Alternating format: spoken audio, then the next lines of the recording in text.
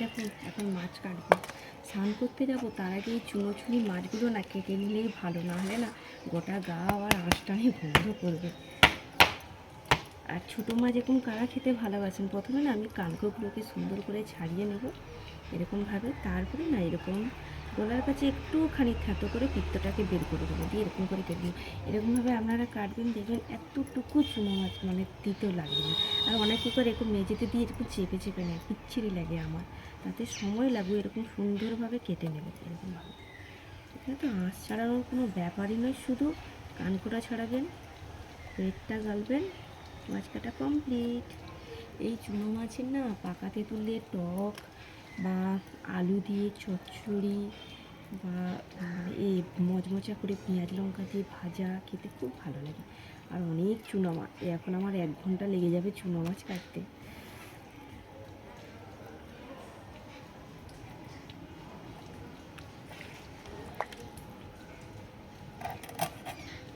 এগুলো হচ্ছে সব বাটা মাছ, এই দেখুন বেশ বড় বড় বাটা মাছগুলো, এই দেখুন।